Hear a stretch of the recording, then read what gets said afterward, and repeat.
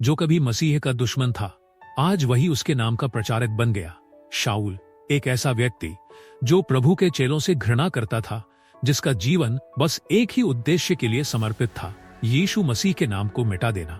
एक दिन जब वह दमिश्क जा रहा था, आकाश से अचानक एक तेज प्रकाश उसके चारों ओर चमका। वह भूमि पर गिर पड़ा और एक आवाज आई, शाऊल, शाऊल, तू मुझे क्यों सताता है? शाऊल ने डरते हुए कहा। आवाज आई, मैं यीशु हूँ जिसे तू सताता है, उठ और नगर में जा, वहां तुझसे कहा जाएगा कि तुझे क्या करना है। जब उसने अपनी आंखें खोली तो उसे कुछ दिखाई न दिया। 3 दिन तक वह अंधा रहा, न कुछ खाया न पिया। उसी समय दमिश्क में हनन्याह नाम का एक भक्त चेला था। प्रभु ने उसे दर्शन में कहा, हनन्याह, सीधी गली में जा और यहूदा के घर में शाऊल नाम व्यक्ति को ढूंढ, क्योंकि वह प्रार्थना कर रहा है।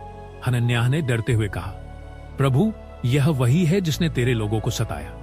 पर प्रभु ने कहा, यह मेरा चुना हुआ पात्र है, जो अन्य जातियों, राजाओं और इस्राएल के सामने मेरा नाम प्रकट करेगा। हनन्याह गया और शाऊल पर हाथ रखकर बोला, हे भाई शाऊल, प्रभु यीशु ने मुझे भेजा है ताकि तू फिर से दृष्टि पाए और पवित्र आत्मा से भर जाए। और तुरंत उसकी आंखों से जैसे छिलके गिरे और वह देखने लगा। उसने बपतिस्मा लिया और प्रभु की सेवा में लग गया। शाऊल, जो कभी मसीह का विरोधी था, अब वही आराधनालयों में जाकर साहसपूर्वक प्रचार करने लगा कि यीशु ही परमेश्वर का पुत्र है। लोग चकित हो गए।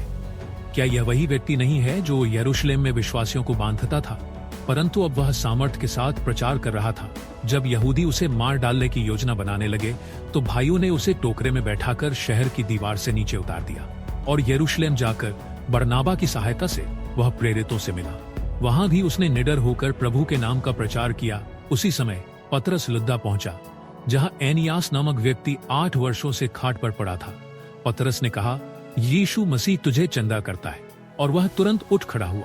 सारे नगर के लोग यह देखकर प्रभु की ओर लौटे। फिर पतरस याफा गया, जहां तबीता, दोरकास नामक विश्वासिनी मर गई थी। सब रो रहे थे, उसके बनाए वस्त्र दिखा रहे थे। पतरस ने प्रार्थना की और कहा, हे तबीता, और वह जीवित हो गई। यह समाचार पूरे नगर में फैल गया और बहुतों ने प्रभु पर विश्वास किया। इस प्रकार पवित्र आत्मा की शांति और सामर्थ्य से कलीसिया बढ़ती गई और परमेश्वर की महिमा होती गई। अगर ये संदेश आपके दिल को छू गया तो कमेंट में हालेलुया लिखकर गवाही दें।